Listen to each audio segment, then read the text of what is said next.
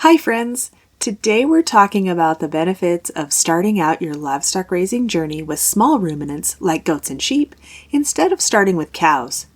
We'll compare the investment and risks and the reasons why getting started with goats might be a good decision, even if your ultimate goal is to raise cattle. There's a lot of valuable insider tips in this episode, so let's get to it.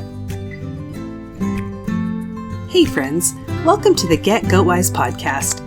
Are you longing to raise goats and other animals for food but don't know where to start? Do you want to be more self-sufficient and less dependent on the grocery store? Do you wish you had a mentor to walk you through raising livestock? Hi, I'm Millie, animal scientist, cattle girl turned goat rancher, co-owner of Dry Creek Livestock, and simple living enthusiast. For 15 years, I've been on a mission to raise all of our own meat, eggs, and dairy. Here, we'll talk about raising goats and other homestead livestock, how to create sustainable animal management systems that actually work, and a bit of off-grid life with kids and livestock. If you're ready to take control of your food supply, raise livestock with confidence, and provide your family with the most nourishing meat, eggs, and dairy available, you're in the right place. Kick off your muck boots, pour a cup of coffee, and let's talk livestock. Hey there! It's been a long time coming, but we finally made it.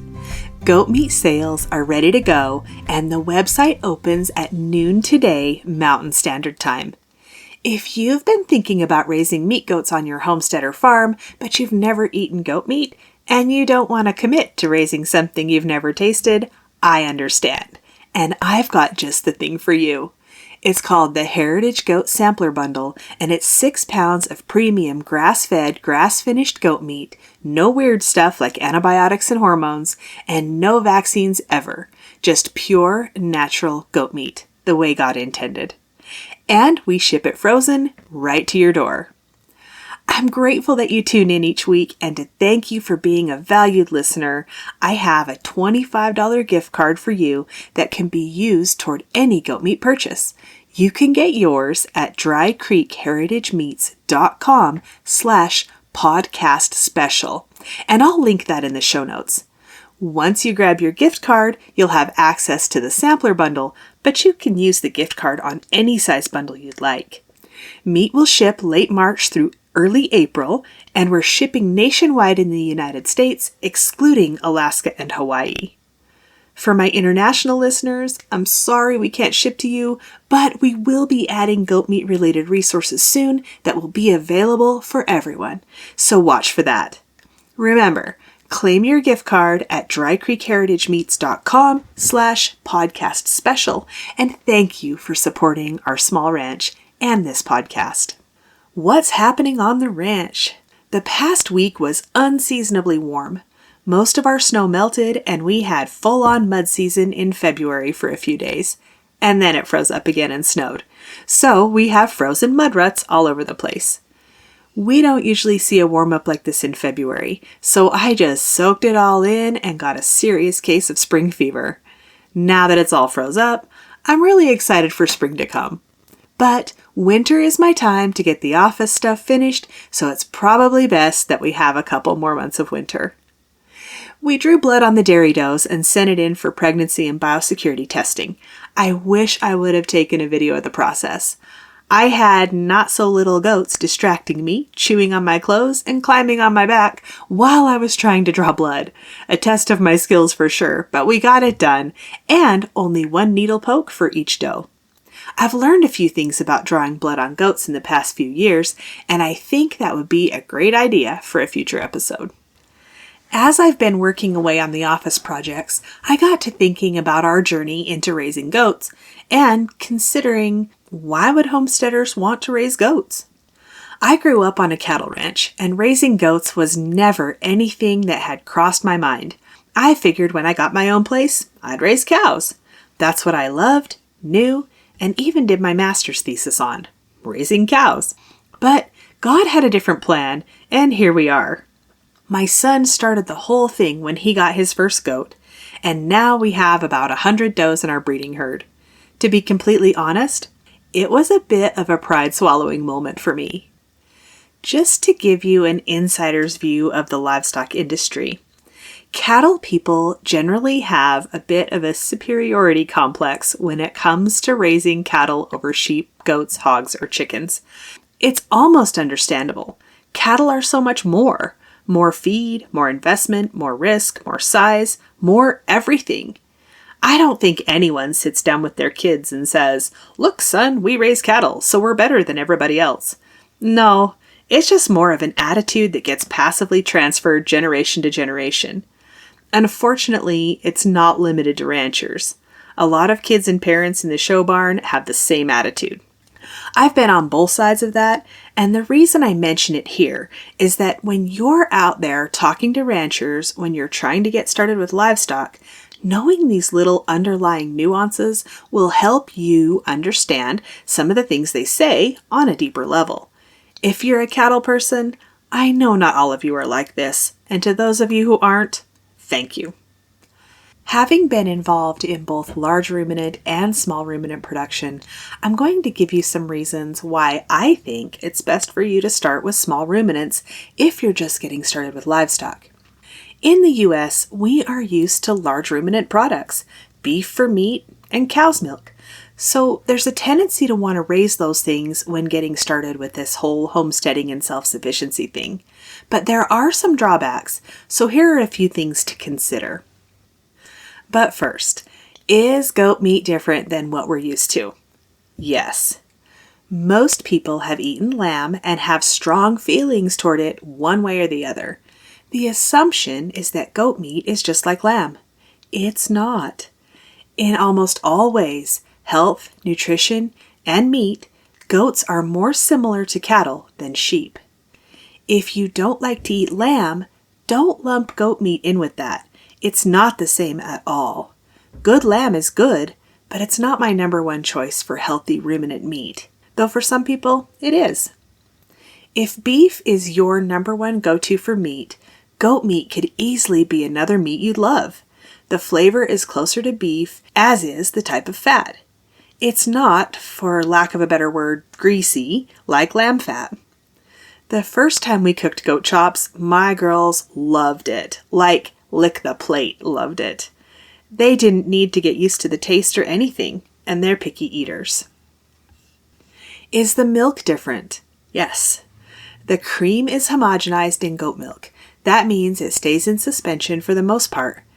Where cream rises to the top of cow's milk, you'll only get a thin cream line on the top of goat's milk after it sits in the fridge for a few days. What does that mean?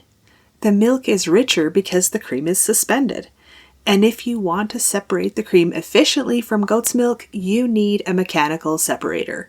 So, making butter from goat's milk takes more work and equipment. If handled correctly, goat milk does not taste goaty, as you'll sometimes see it described.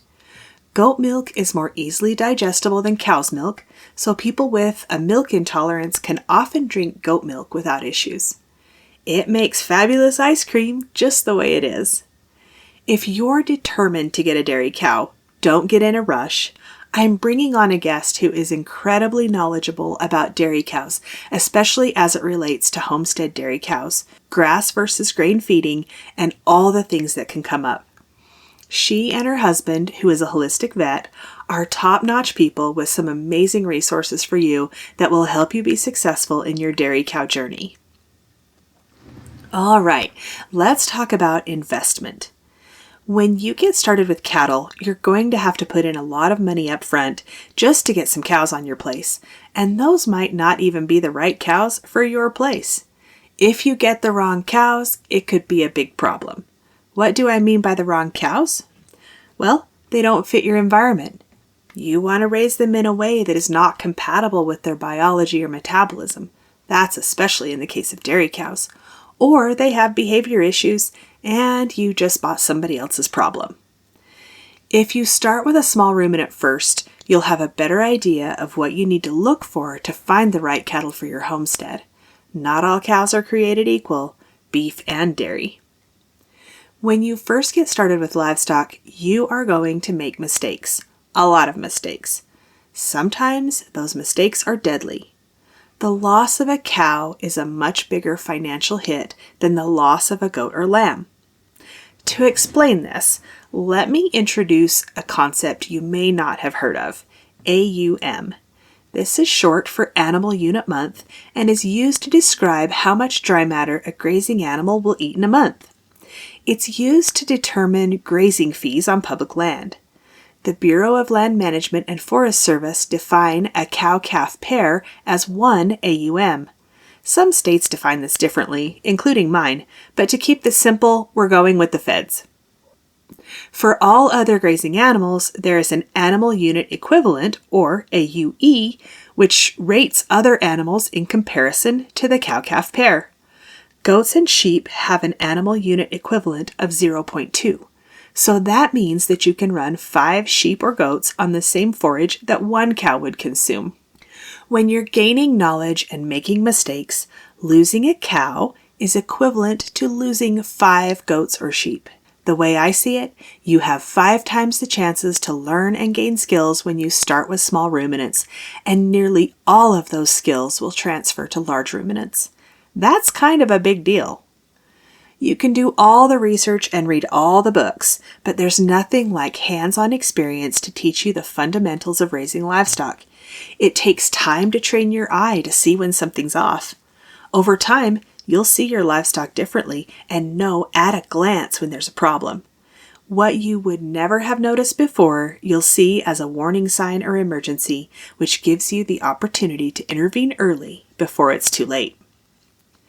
In the process of learning this, you're going to miss some things and end up with a sick or possibly dead animal, but you'll learn from it and know better next time. I'll also add in here, get a mentor. No matter what species you choose, have someone you trust that has a lot of experience and probably some wrinkles to validate their wisdom. Someone who's been in the trenches, not some internet friend that's only a couple years in but posts a lot of cute pictures. I'm going to go on a tangent for a second. I don't know everything, and I'll never say I do. I'm always learning. But I see a lot of Instagram, quote, experts posting pictures and videos of their livestock, and it is abundantly clear to me that they really don't know what they're doing, even with basic livestock care. And the next day, their animal's dead because they missed something serious. When you're looking for a mentor, ask all the questions. Make sure they have extensive knowledge and actual experience, that they're not just parroting what they learned from another influencer or a Google search. When you ask someone if they know a lot about goats or any other species, and they respond in a, yeah, I got this figured out sort of way, move on. If they respond, I've been doing this for a long time, but the goats teach me something new all the time, that's your mentor. Okay, end of rant. Now let's talk about handling. Handling livestock is a skill you need to learn by experience. Again, you can read all the books, but until you actually work with animals, you can't fully understand. You'll need to be able to read their fight or flight zones, how to stay out of unsafe places, and things you shouldn't do if you want to keep all your limbs intact. With smaller ruminants, your risk of getting hurt is much lower. Although handling sheep and goats is slightly different than cattle, you'll gain the skill of reading the animal's body language, and that will transfer to all other animals. And if you make a mistake and put yourself in a dangerous situation, it probably won't be deadly, but the same situation with a cow could be. For goats and sheep, you don't have to have expensive equipment to restrain them. Just a couple strong friends, and you can get about anything done that needs to be done. When you have cattle, you have to have some way to safely restrain them. I'll go so far as to say that if you're going to responsibly and safely raise cattle, you need to have access to the right equipment for restraint, and that's a substantial investment. Think of it this way. What if your cow gets an abscess, injured hoof, pink eye? How are you going to properly treat any of those situations if you can't safely restrain the cow? All right, small ruminants do not win in all categories, though. The 2 biggest downsides to starting with goats and sheep versus cattle are fence and predators. You'll need more substantial fence to keep them contained, and you'll need to factor in the potential predator problems and have a plan to deal with those. Even if your ultimate goal is to raise beef and have a dairy cow, it might be best to consider gaining some knowledge and skills with goats first. And if you're still questioning whether goat meat is for you, head on over to drycreekheritagemeats.com/podcast special, grab your gift card, and try out some goat meat. I hope this episode helps you look at different options when planning your homestead or considering adding goats to your farm. If you have any questions, head on over to the free community and start a conversation at bit.ly/getgoatwisecommunity. Hey there, thanks for listening today. I'm so glad you're here. If this episode helped you or encouraged you in some way, share the link with your homesteading friends. And if you really want to help me out, click on over to Apple Podcasts and leave a rating and a review. You can connect with me on Instagram or email linked in the show notes, and meet me back here soon for more Get Goat Wise.